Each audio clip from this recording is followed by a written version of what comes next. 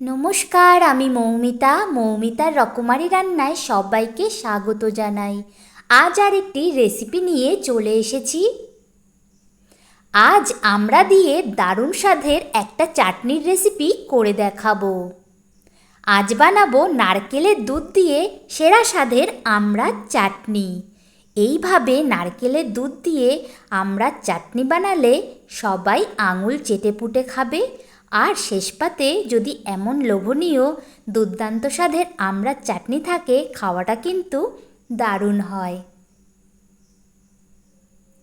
চলুন তাহলে বানিয়ে ফেলি আমড়ার চাটনি। তার জন্য প্রথমে দেখে নিই কী কী উপকরণ লাগছে। আমড়ার চাটনির জন্য এখানে নিয়েছি 500 গ্রাম আমড়া, এখানে নিয়েছি বিলাতি আমড়া।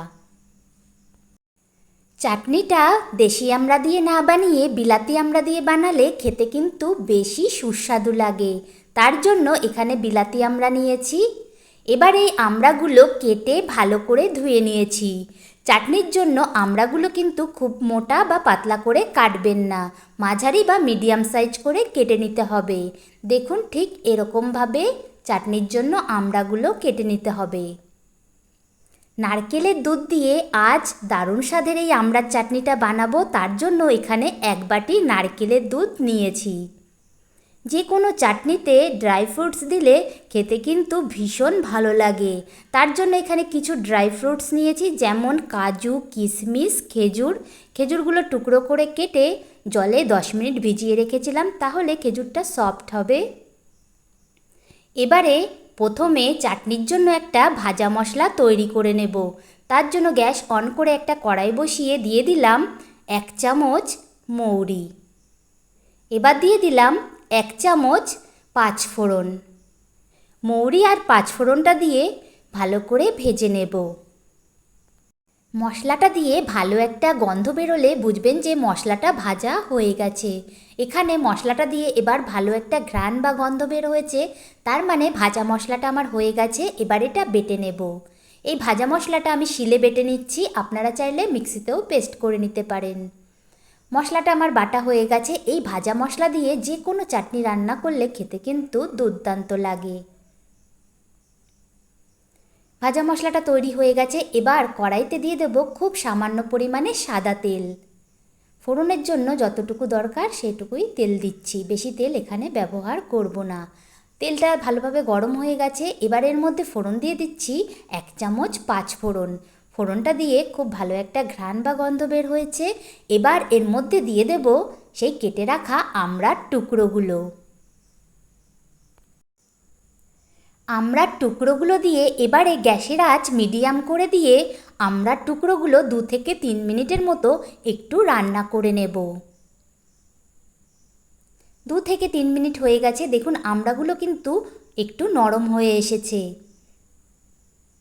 এবারে এই আমড়ার মধ্যে দিয়ে দেব স্বাদমতো নুন।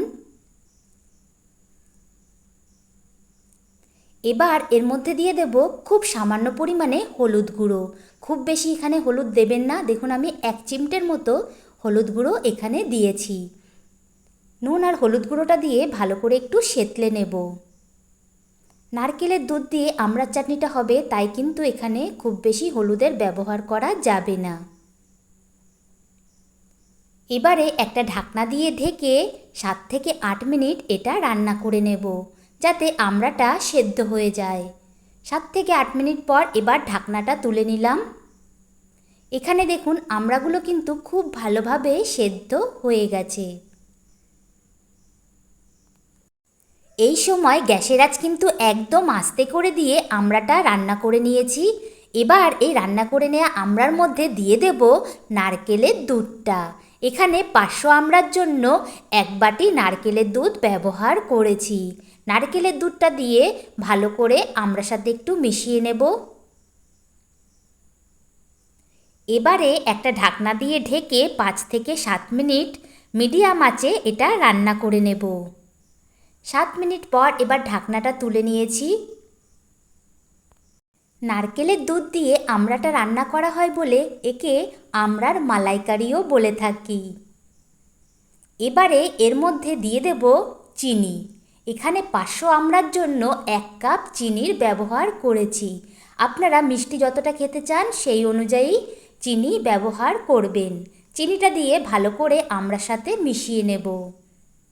চিনিটা আমড়ার সাথে খুব ভালোভাবে মিশে গেছে। এবারে এর মধ্যে সমস্ত ড্রাই ফ্রুটসগুলো অর্থাৎ কাজু, কিশমিশ আর কেটে রাখা খেজুরগুলো দিয়ে দিলাম। ড্রাই ফ্রুটসগুলো দিয়ে খুব ভালো করে আমড়ার চাটনিটার সাথে মিশিয়ে নেব। সমস্ত কিছু খুব ভালো করে মিশিয়ে নিয়েছি। দেখুন চাটনিটা কিন্তু অনেকটাই গাঢ় হয়ে এসেছে, অর্থাৎ চাটনিটা কিন্তু আমার প্রায় হয়ে এসেছে। এবার এই চাটনির উপর দিয়ে ছড়িয়ে দেব সেই ভাজা মশলাটা। ভাজা মশলাটা দিয়ে ভালো করে মিশিয়ে নিলেই আমার নারকেলের দুধ দিয়ে আমড়ার চাটনি রেসিপিটি কমপ্লিট। আমড়া দিয়ে অনেক রকমের চাটনি বা আচার কিন্তু আমরা খেয়ে থাকি, কিন্তু আমার কাছে নারকেলের দুধ দিয়ে এই আমড়ার চাটনিটা খেতে কিন্তু বেশি ভালো লাগে। এবার একটা প্লেটে আমড়ার চাটনিটা উঠিয়ে নিলাম। শেষ পাতে যদি এরকম একটা দুর্দান্ত স্বাদের চাটনি থাকে তাহলে খাওয়াটা কিন্তু দারুণ হয়। আপনারাও বাড়িতে এইভাবে নারকেলের দুধ দিয়ে আমড়ার চাটনি বানিয়ে একবার খেয়ে দেখুন, কথা দিচ্ছি আবার বানাবেন, আর স্বাদ ভুলতেই পারবেন না। সবাই আঙুল চেটেপুটে খাবে। আজকের এই আমড়ার চাটনির রেসিপিটি আপনাদের কেমন লাগলো কমেন্ট করে জানাবেন। আর ভিডিওটি ভালো লাগলে একটা লাইক করে দেবেন, আর আমার চ্যানেলটি প্লিজ সাবস্ক্রাইব করে দেবেন। সবাই ভালো থাকবেন, ধন্যবাদ।